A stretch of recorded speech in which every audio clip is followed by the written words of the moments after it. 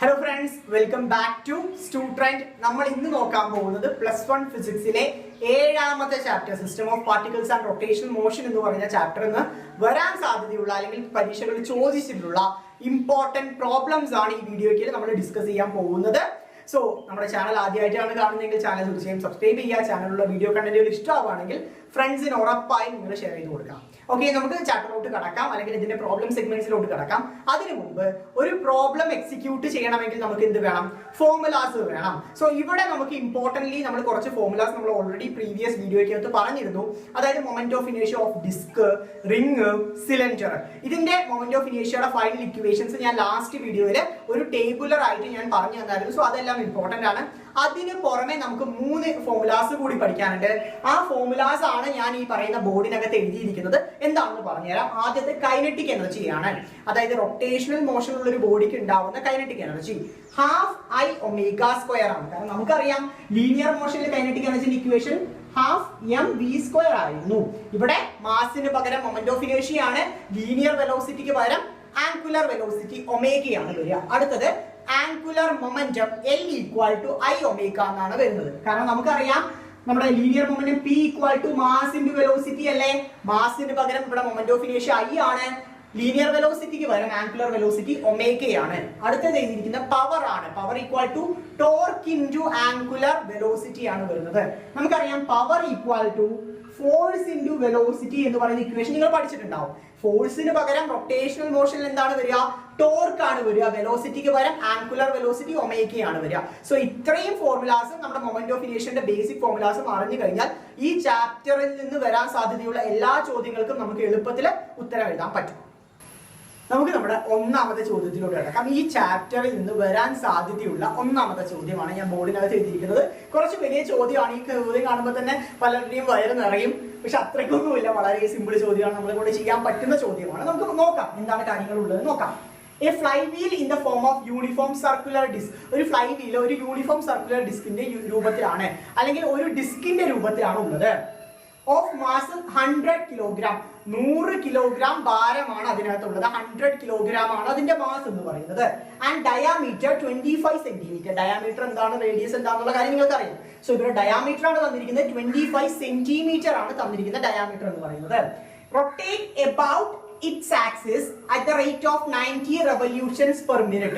ഒരു മിനിറ്റിൽ 90 റെവല്യൂഷൻസ് അല്ലെങ്കിൽ 90 തവണ അത് കറങ്ങുന്നു. ഒരു മിനിറ്റിൽ 90 തവണ അത് കറങ്ങുന്നു എന്നതാണ് അതിന്റെ റൊട്ടേഷൻസിന്റെ റേറ്റ് എന്ന് പറയുന്നത്. Calculates its kinetic energy and a constant torque required to stop it in 20 seconds. അതിന്റെ കൈനറ്റിക് എനർജി കണ്ടുപിടിക്കണം. നമുക്ക് ആ സർക്കുലർ മോഷന്റെ കൈനറ്റിക് എനർജി കണ്ടുപിടിക്കണം.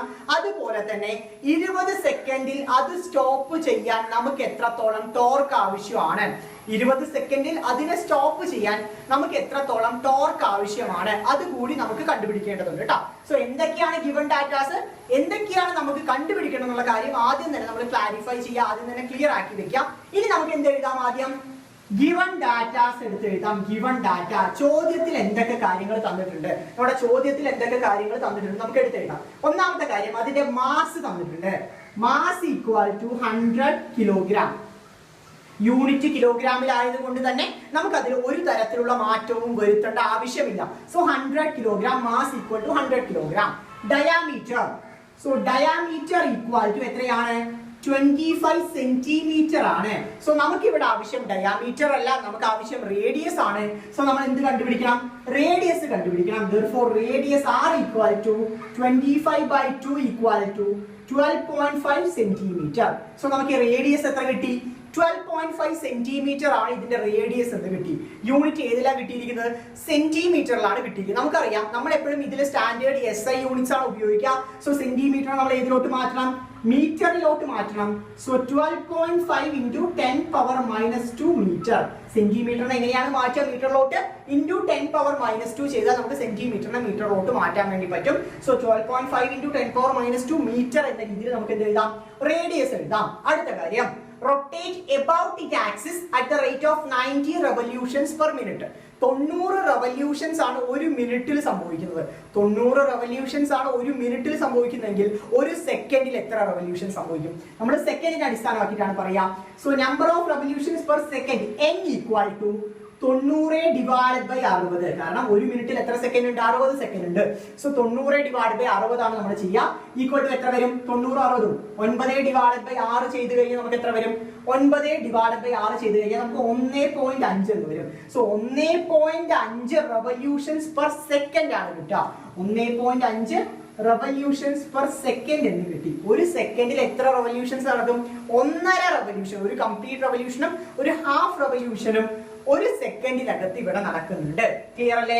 അടുത്ത കാര്യം, calculate kinetic energy and constant torque. നമുക്ക് ഇവിടെ കണ്ടുപിടിക്കേണ്ടത് കൈനറ്റിക് എനർജിയും കണ്ടുപിടിക്കണം, അതുപോലെ തന്നെ ടോർക്കും നമുക്ക് ഇവിടെ കണ്ടുപിടിക്കാനുണ്ട്. കൈനറ്റിക് എനർജിയും കണ്ടുപിടിക്കണം, അതുപോലെ തന്നെ ടോർക്കും നമുക്ക് ഇവിടെ കണ്ടുപിടിക്കാനുണ്ട്. ക്ലിയർ അല്ലേ? സോ ഞാൻ ഇതിന് ആവശ്യമുള്ള ഇക്വേഷൻസ് ഞാൻ എഴുതാം. ഫസ്റ്റ് ഓഫ് ഓൾ നമുക്ക് ഈ പറയുന്ന കൈനറ്റിക് എനർജി കണ്ടുപിടിക്കാനും ടോർക്ക് കണ്ടുപിടിക്കാനും ആവശ്യമുള്ള ഇക്വേഷൻസ് അറിയണമല്ലോ. So kinetic energy Ke equal to നമുക്കറിയാം ഹാഫ് mv² ആണ്. So half I omega square, half I omega square ആണ് നമ്മുടെ ഇക്വേഷൻ വരുന്നത്. സോ ടോർക്കിന്റെ ഇക്വേഷൻ എന്തെന്ന് പറഞ്ഞാൽ ശരിക്കും നമുക്കറിയാം force equal to mass into acceleration ആണ്. സോ ടോർക്ക് ഈക്വൽ ടു മാസിന് പകരം മൊമെന്റ് ഓഫ് ഇനേർഷ്യ ആണ്, ആക്സിലറേഷന് പകരം നമുക്ക് എങ്ങനെ എഴുതാം? ചേഞ്ച് ഇൻ വെലോസിറ്റി എന്ന് എഴുതാം. So ω2 minus ω1 divide by T എന്ന് എഴുതാം. ക്ലിയർലി? സോ ഈ രണ്ട് ഫോർമുലാസ് ആണ് നമ്മൾ ഇവിടെ ഈ പ്രോബ്ലത്തിനകത്ത് ഉപയോഗിക്കുന്നത്. ഒന്ന് കൈനറ്റിക് എനർജിയുടെ, മറ്റൊന്ന് ടോർക്കിന്റെ ഫോർമുലയാണ് നമ്മൾ ഇവിടെ ഉപയോഗിക്കുന്നത്. വളരെ സിമ്പിൾ ചോദ്യമാണ്. നമുക്കൊന്ന് എക്സിക്യൂട്ട് ചെയ്ത് നോക്കാം. നമുക്ക് എന്താണ് വരിക അല്ലെങ്കിൽ ഏത് തരത്തിലാണ് വരിക നമുക്ക് ജസ്റ്റ് ഒന്ന് എക്സിക്യൂട്ട് ചെയ്ത് നോക്കാം. Okay fine. സോ ഈ പോർഷൻസ് എല്ലാം ഞാൻ വായിക്കുകയാണ്. ജസ്റ്റ് നമുക്ക് ഈ ഫോർമുല മാത്രം മതിയല്ലോ. സോ ആദ്യം ഒന്നാമത് നമുക്ക് കണ്ടുപിടിക്കേണ്ട കാര്യം എന്ന് പറയുന്നത് kinetic energy. So kinetic energy equal to half I omega square ആണ് ഇക്വേഷൻ. ഞാൻ ഓൾറെഡി എഴുതി. I എന്ന് പറഞ്ഞാൽ മൊമെന്റ് ഓഫ് ഇനേർഷ്യ ആണ്. I എന്ന് പറഞ്ഞാൽ മൊമെന്റ് ഓഫ് ഇനേർഷ്യ ആണ്. ഇവിടെ തന്നിരിക്കുന്ന ഒരു ഡിസ്ക് ആണ്. ഡിസ്കിന്റെ മൊമെന്റ് ഓഫ് ഇനേർഷ്യ എന്തായിരുന്നു? ഞാൻ പറഞ്ഞ ആ ടേബിൾ അത്രത്തോളം ഇമ്പോർട്ടന്റ് ആണെന്ന് പറഞ്ഞു. ഡിസ്കിന്റെ മൊമെന്റ് ഓഫ് ഇനേർഷ്യ എന്താണ്? I equal to mr square divide by 2 ആയിരുന്നു. I equal to mr square divide by 2 ആണ് ഇക്വേഷൻ എന്ന് പറയുന്നത്. I equal to mr square divide by 2. Clear? So m എന്ന് പറഞ്ഞാൽ മാസ് ആണ്. സോ മാസ് എത്രയാണ്? 100 kilogram ആണ്. സോ 100 ഇൻറ്റു r എന്ന് പറഞ്ഞാൽ എന്താണ്? റേഡിയസ് ആണ്. ആ സർക്കുലർ ഡിസ്കിന്റെ റേഡിയസിനെയാണ് നമ്മൾ r എന്ന് പറയുന്നത്. സോ r ന്റെ വാല്യൂ എത്രയാണ്? 12.5 into 10 power minus 2. 12.5 into 10 power minus 2 ആണ്. സോ അതിന്റെ square divided by 2 equal to mr square divided by 2 ആണ്. സോ നമ്മുടെ റേഡിയസ് എന്ന് പറഞ്ഞാൽ 12.5 into 10 power minus 2 ആണ്. സോ അതിന്റെ ഹോൾ സ്ക്വയർ divided by 2. ഇതാണ് നമ്മുടെ മൊമെന്റ് ഓഫ് ഇനേർഷ്യ എന്ന് പറയുന്നത്. സോ ഐയുടെ വാല്യൂ എത്രയാണ് വരിക എന്ന് പറഞ്ഞു. പക്ഷേ ഓൾറെഡി ചെയ്തിട്ടുണ്ട്. 0.7813 ആണ്. So unit kilogram metre square ആണ്. കിലോഗ്രാം മീറ്റർ സ്ക്വയർ, കാരണം മാസിന്റെ യൂണിറ്റ് കിലോഗ്രാം ആണ്, പിന്നെ റേഡിയസിന്റെ സ്ക്വയർ ആണ്. So metre square. So moment of inertia equal to 0.7813 kilogram metre square എന്ന് വരും. ക്ലിയർ അല്ലേ? സോ നമുക്ക് ഈ പറയുന്ന കൈനറ്റിക് എനർജിയിൽ കണ്ടുപിടിക്കാനുള്ള നമ്മുടെ മൊമെന്റ് ഓഫ് ഇനേർഷ്യ നമുക്ക് കിട്ടിയിട്ടുണ്ട്. പിന്നെ നമുക്ക് ആവശ്യം നെക്സ്റ്റ് വൺ എന്താണ്? നമ്മുടെ ആംഗുലർ വെലോസിറ്റി ഒമേഗയാണ്. ആംഗുലർ വെലോസിറ്റി ഒമേഗയാണ്. ഒമേഗയുടെ ഇക്വേഷൻ എന്തായിരുന്നു? d theta divided by dt ആയിരുന്നു. അതായത് angular displacement divided by time ആയിരുന്നു. Angular displacement divided by time. Angular displacement നമ്മളൊരു സർക്കുലർ ഡിസ്ക് ആവുമ്പോൾ അത് മുഴുവനായിട്ട് റൗണ്ടിൽ തിരിയുമ്പോൾ നമ്മുടെ ടോട്ടൽ ആംഗിൾ നമുക്ക് എത്ര വരും? 2π എന്ന് വരും. ടോട്ടൽ ആംഗിൾ 2π അഥവാ 360 ഡിഗ്രി ആണ്. ട്രിഗ്നോമെട്രി പഠിച്ച് നമുക്ക് അത് അറിയണം. സോ d theta എത്ര വരും? 2π എന്ന് വരും. ടൈം എത്രയാണ്? 1 സെക്കൻഡ് ആണ്. സോ 1 എന്ന് കൊടുക്കാം. ഇതിന് പുറമെ നമുക്ക് ഒരു കാര്യം അറിയണം. നമ്പർ ഓഫ് റെവല്യൂഷൻസ് അറിയണം. എത്രയാണ് നമ്പർ ഓഫ് റെവല്യൂഷൻസ്? 1.5 ആണ്. സോ ഇൻറ്റു 1.5 എന്ന് കൂടി കൊടുക്കണം. ഇൻറ്റു 1.5 എന്ന് കൂടി കൊടുത്താലാണ് നമ്മുടെ ഫൈനൽ ആൻസർ പ്രോപ്പർലി നമുക്ക് കിട്ടുക. സോ എത്ര വരും? ഈക്വൽ ടു 2π ഇൻറ്റു 1.5 എന്ന് പറഞ്ഞാൽ 3π ആണ്. 2π ഇൻറ്റു 1.5 എന്ന 3π പെർ സെക്കൻഡ് എന്നാണ് unit per second. 3π per second. നമുക്കറിയാലോ ആംഗുലർ വെലോസിറ്റിയുടെ യൂണിറ്റ് റേഡിയൻ പെർ സെക്കൻഡ് ആണ്. സോ 3π പെർ സെക്കൻഡ് എന്ന രീതിയിൽ നമുക്ക് വരും. ക്ലിയർ അല്ലേ? സോ ഈ രണ്ട് കാര്യങ്ങൾ എടുത്ത് കൈനറ്റിക് എനർജിയിൽ സബ്സ്റ്റിറ്റ്യൂട്ട് ചെയ്യാലോ. So kinetic energy Ke equal to half into I 0.7813 into omega square. Omega എന്ന് പറയുന്നത് 3π ആണ്. സോ 3π സ്ക്വയർ എന്ന് വരും. 3π സ്ക്വയർ എന്ന് വരും. ക്ലിയർ അല്ലേ? സോ ഈക്വൽ ടു കൈനറ്റിക് എനർജിന്റെ ഫൈനൽ വാല്യൂ എന്ന് പറയുന്നത് 34.2 ജൂൾ ആണ്. 34.66 ജൂൾ ആണ്. അപ്പൊ നിങ്ങൾക്ക് തോന്നും എങ്ങനെയാണ് പൈ പോയിട്ട് ഈ പറയുന്ന ഹോൾ നമ്പറിലോട്ട് വരിക എന്ന് പറഞ്ഞാൽ പൈക്ക് നമ്മൾ എത്ര വാല്യൂ സബ്സ്റ്റിറ്റ്യൂട്ട് ചെയ്യണം? 3.14 നമ്മൾ സബ്സ്റ്റിറ്റ്യൂട്ട് ചെയ്യണം. പൈയുടെ വാല്യൂ എത്രയാണ്? 3.14. അപ്പൊ അത് സബ്സ്റ്റിറ്റ്യൂട്ട് ചെയ്ത് കഴിഞ്ഞാൽ നമുക്ക് കൈനറ്റിക് എനർജിയുടെ വാല്യൂ 34.66 ജൂൾ എന്ന രീതിയിൽ കിട്ടും. ഇതാണ് നമുക്ക് ഒന്നാമതായിട്ട് ഈ പറയുന്ന ചോദ്യത്തിൽ കണ്ടുപിടിക്കാൻ പറഞ്ഞിരിക്കുന്നത്. ഇനി നമുക്ക് നെക്സ്റ്റ് വാല്യൂ നോക്കാം, അല്ലെങ്കിൽ അടുത്ത ടേം എന്താണ് കണ്ടുപിടിക്കാൻ പറഞ്ഞിരിക്കുന്നത് എന്ന് പറഞ്ഞാൽ നമ്മുടെ ടോർക്ക് ആണ്. ഈ പറയുന്ന ഡിസ്ക് സ്റ്റോപ്പ് ചെയ്യാൻ നമ്മൾ എത്രത്തോളം ടോർക്ക് ഇതിലോട്ട് അപ്ലൈ ചെയ്യണം? ടോർക്ക് ആണ് നമുക്ക് രണ്ടാമതായിട്ട് കണ്ടുപിടിക്കാൻ പറഞ്ഞിരിക്കുന്നത്. സോ ടോർക്കിന്റെ ഇക്വേഷൻ എന്തായിരുന്നു പറഞ്ഞിരിക്കുന്നത്? സെക്കൻഡ് വൺ ടോർക്ക് ആണ്. Torque equal to moment of inertia into change in velocity divided by time ആണ്. Moment of inertia into change in velocity divided by time. കാരണം moment of inertia into angular acceleration ആണ്. Angular acceleration എന്ന് പറഞ്ഞു വെച്ചാൽ change in angular velocity divided by time എന്ന് എഴുതാൻ പറ്റുമല്ലോ. പറ്റും. ഒമേഗ 2 എന്ന് പറഞ്ഞാൽ എന്താണ്? Angular velocity. Final angular velocity എന്നൊക്കെ പറയുന്നത്. ഫൈനൽ വെലോസിറ്റിക്ക് പകരം ഫൈനൽ ആംഗുലർ വെലോസിറ്റി. അപ്പൊ ശ്രദ്ധിക്കേണ്ട കാര്യം നോക്ക്. Calculate its kinetic energy and constant or required to stop. അവസാനം ആ സാധനം അല്ലെങ്കിൽ ആ ഡിസ്ക് നിൽക്കുകയാണ്, അല്ലെങ്കിൽ സ്റ്റോപ്പിലോട്ട് വരികയാണ്. സോ അതുകൊണ്ട് തന്നെ ഒമേഗ 2 എത്രയായിരിക്കും? 0 ആയിരിക്കും. ഒമേഗ 1 നമ്മൾ ഓൾറെഡി കണ്ടുപിടിച്ചു. എത്രയാണ്? 3π ആണ് നമ്മുടെ ഒമേഗ 1ന്റെ വാല്യൂ എന്ന് പറയുന്നത്. ടൈം എത്രയാണ്? എത്ര സമയത്തിലാണ് അത് നിൽക്കുന്നത്? 20 സെക്കൻഡിലാണ്. So t equal to 20 second എന്ന് വരും. ക്ലിയർ അല്ലേ? ഇതെല്ലാം എടുത്ത് നമുക്ക് സബ്സ്റ്റിറ്റ്യൂട്ട് ചെയ്യാമോ? നമ്മുടെ മൊമെന്റ് ഓഫ് ഇനേർഷ്യയുടെ വാല്യൂ നമ്മൾ കണ്ടുപിടിച്ചു. I ഈക്വൽ ടു എത്രയായിരുന്നു? ഐയുടെ വാല്യൂ എന്ന് പറയുന്നത് 0.7813 കിലോഗ്രാം മീറ്റർ സ്ക്വയർ ആയിരുന്നു.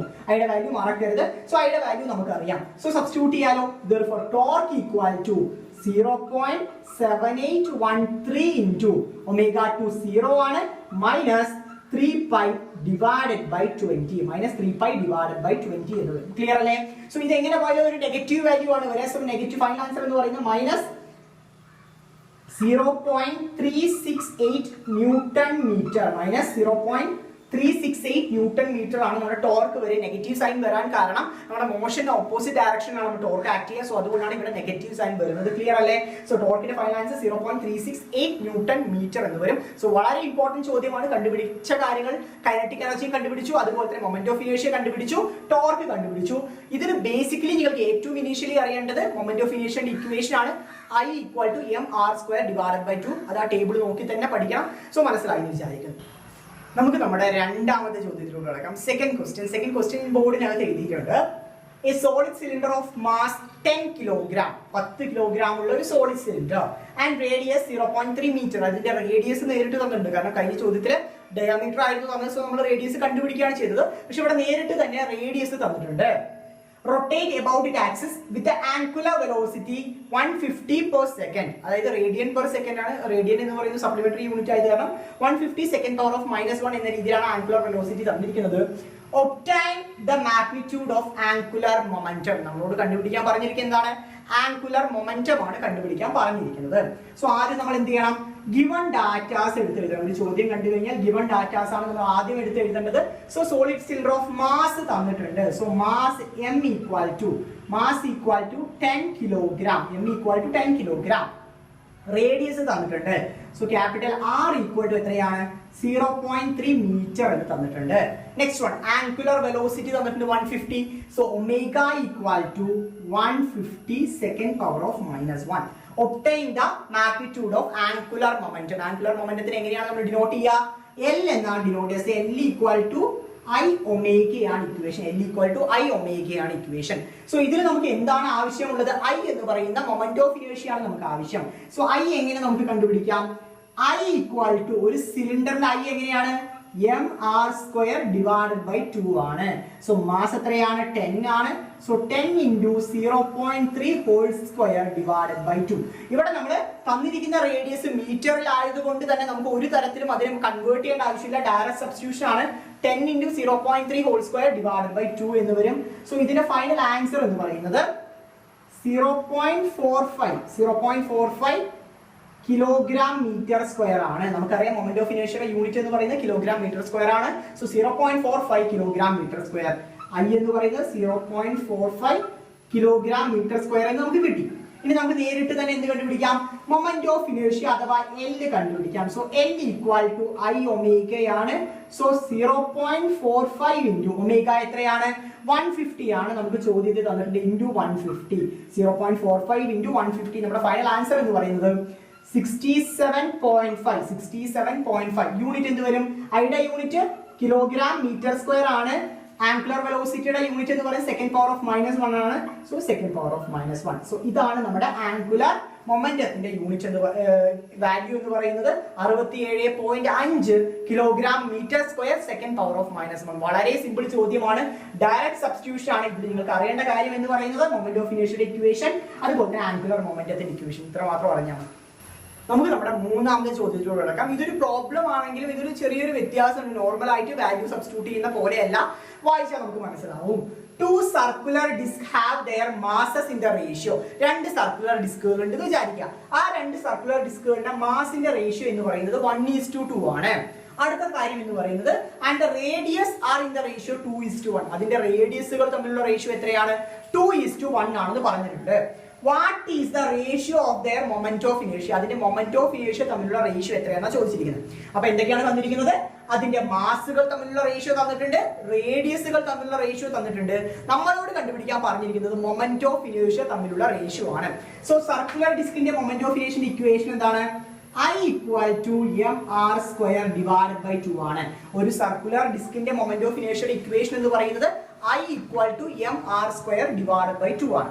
സോ നമുക്ക് രണ്ട് ഡിസ്കുകൾ ഉണ്ടെന്ന് പറഞ്ഞില്ലേ. സോ ആദ്യത്തെ ഡിസ്കിന്റെ മൊമെന്റ് ഓഫ് ഇനേർഷ്യ I1 ആയിട്ട് എടുക്കാം. So I1 equal to m1 r1² divided by 2 എന്ന് എടുക്കാം.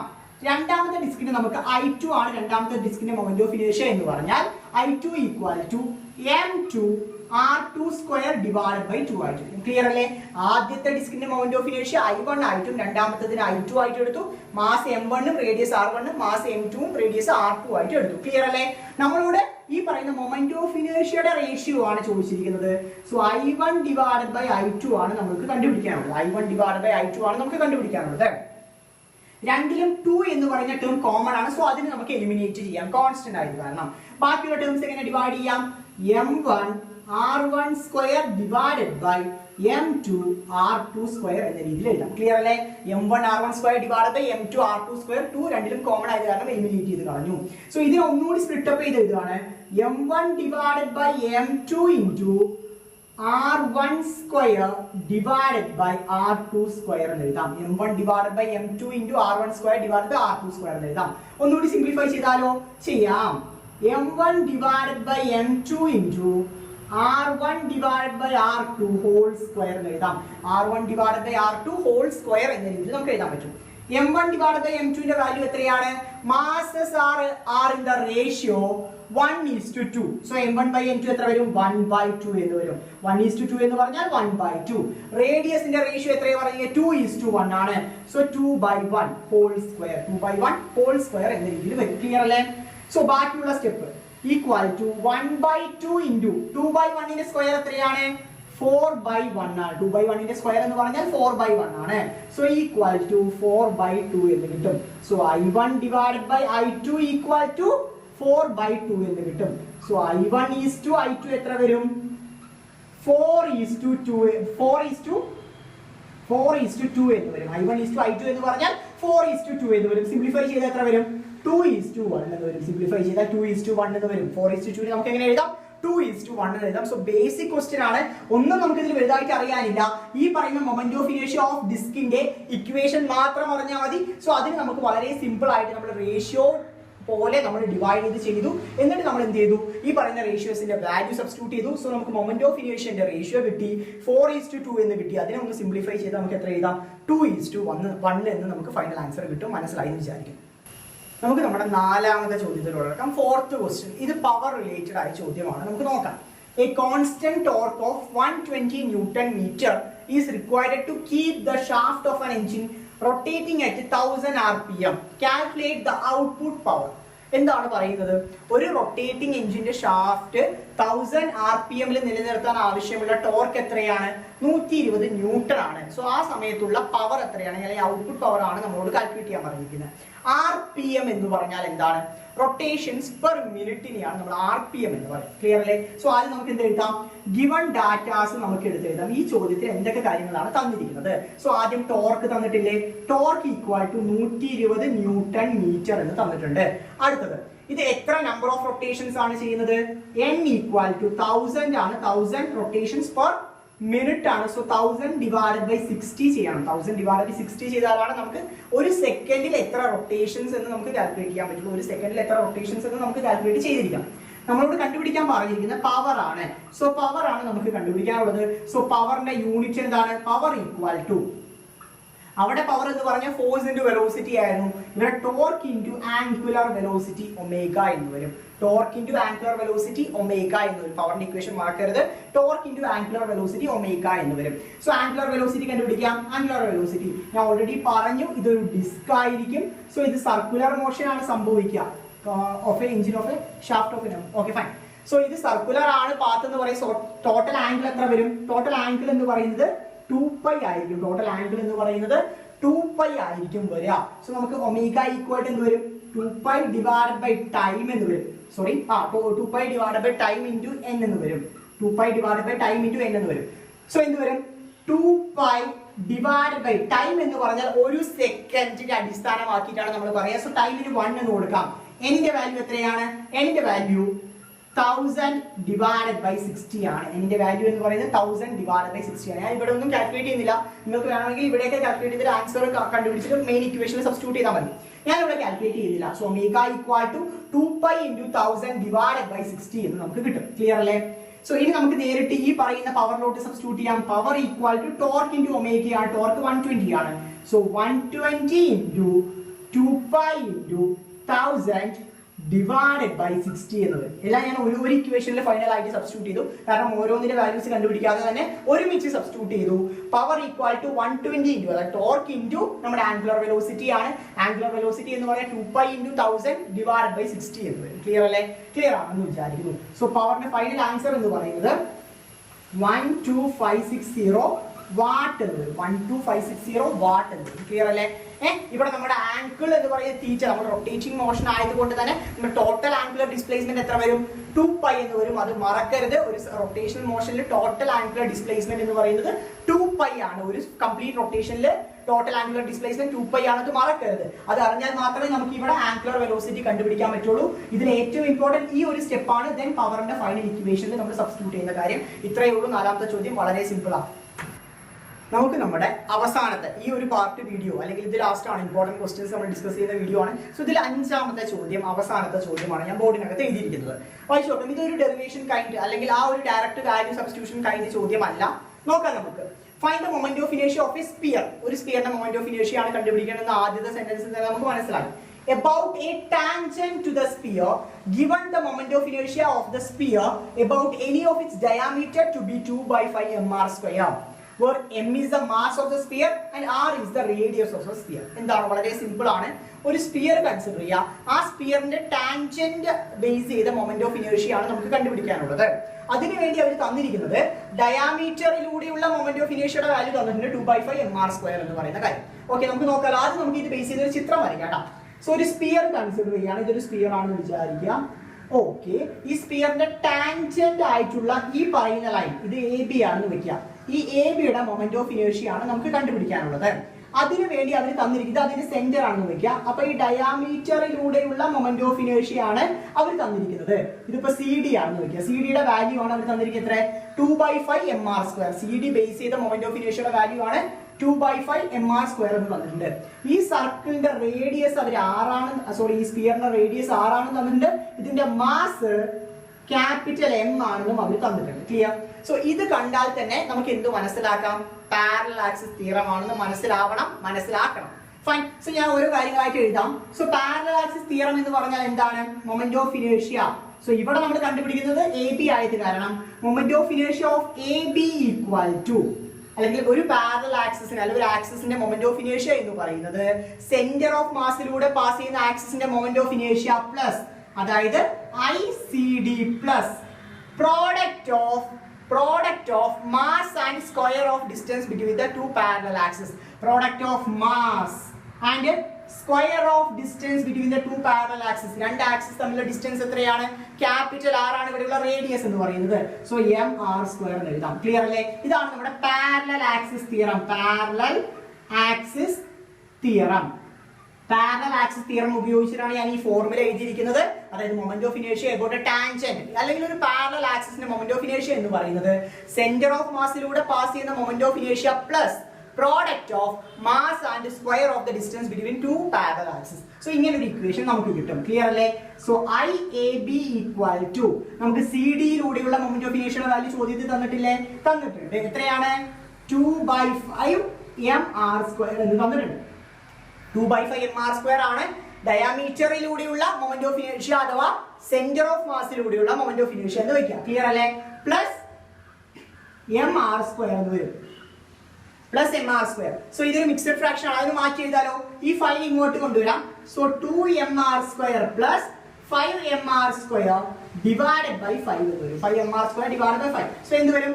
7mr² ഡിവൈഡഡ് ബൈ 5 എന്ന് വരും. ഒന്നുകൂടി സിംപ്ലിഫൈ ചെയ്യുകയാണെങ്കിൽ 7/5 mr² എന്ന് വരും. 7/5 mr² ആണ് നമ്മുടെ IAB എന്ന് പറയുന്നത്. അതായത് moment of inertia about the tangent to the sphere. ഈ സ്ഫിയറിന് ടാൻജന്റ് ആയിട്ടുള്ള ഒരു ലൈൻ ബേസ് ചെയ്ത മൊമെന്റ് ഓഫ് ഇനേർഷ്യയുടെ വാല്യൂ എത്ര കിട്ടി? 7/5 mr² എന്ന് വരും. m എന്ന് പറഞ്ഞാൽ ഈ സ്ഫിയറിന്റെ മാസ് ആണ്, r എന്ന് പറഞ്ഞാൽ ആ സ്ഫിയറിന്റെ റേഡിയസ് ആണ്. സോ ഇത്രയൊക്കെയാണ് ഈ ചാപ്റ്ററിൽ നിന്ന് വരാൻ സാധ്യതയുള്ള ഇമ്പോർട്ടന്റ് പ്രോബ്ലംസ്. വീഡിയോ കണ്ടന്റുകൾ ഇഷ്ടമാവുകയാണെങ്കിൽ ഫ്രണ്ട്സിന് ഈ വീഡിയോ ഉറപ്പായും ഷെയർ ചെയ്ത് കൊടുക്കാം. Thank you so much for watching.